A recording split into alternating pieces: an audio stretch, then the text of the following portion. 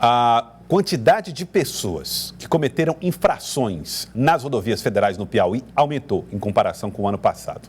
E não só isso, a quantidade de pessoas detidas, que foram presas, né? Ou assim, detidas assim, impedidas de sair do local onde estavam, aumentou também, em 29%, crescimento muito alto. Isso é crime de trânsito, eu vou falar com a Indira Gomes.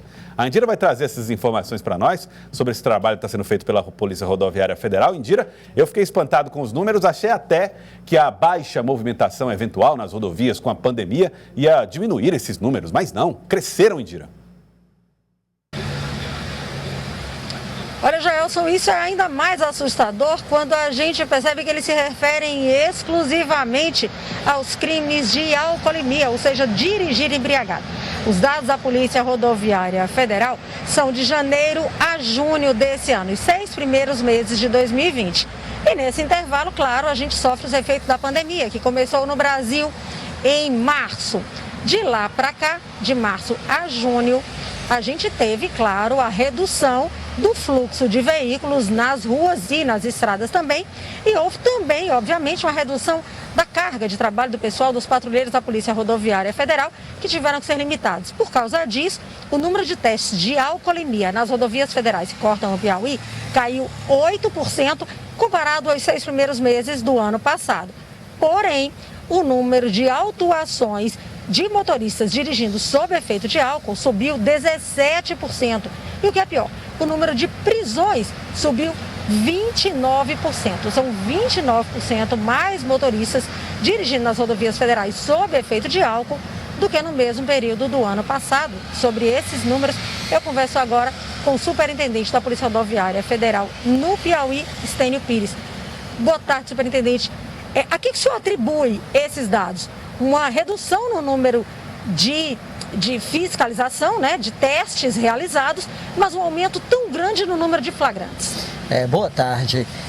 A redução no número de testes, ele se deve à redução no número de pessoas transitando ao longo das rodovias federais, pelo isolamento social e também pelo número de testes realizados pela PRF, também foram menores para evitar esse contato com o cidadão, prevenindo aí a possível contaminação, tanto por parte do policial como por parte do cidadão. Mas o número de flagrantes, ele foi maior porque também, graças a esse movimento menor nas rodovias, foi mais fácil identificar quem estava cometendo infração de trânsito.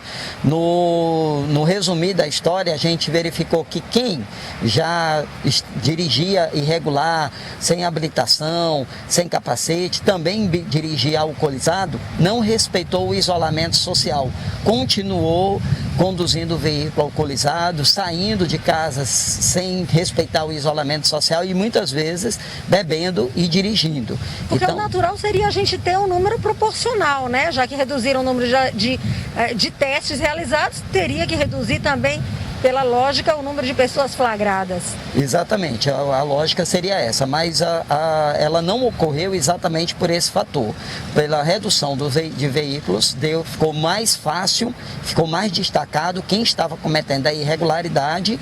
Como muitos dos testes que nós realizávamos, ele dava negativo, porque nós fazíamos, era tipo uma campanha com todo cidadão que era abordado, era realizado o teste de alcoolemia, porque muitas vezes a pessoa poderia ter bebido pouco e não está externando nas suas reações, né?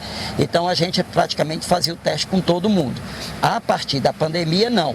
Nós passamos a realizar o teste só com quem apresentava sinais ou sintomas de embriaguez.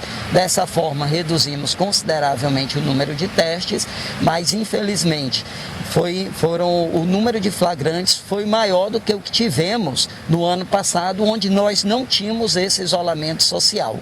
E esse problema, essa situação foi destacada pelo número de veículos a menos. Quem estava irregular ficava mais fácil de identificar e de realizar a fiscalização. Nesses 6 meses, a gente teve 40 acidentes envolvendo pessoas sob o efeito de álcool. Isso é um número 37,5% menor do que no ano anterior. Como é que o senhor avalia esse índice? Isso é graças a essa fiscalização.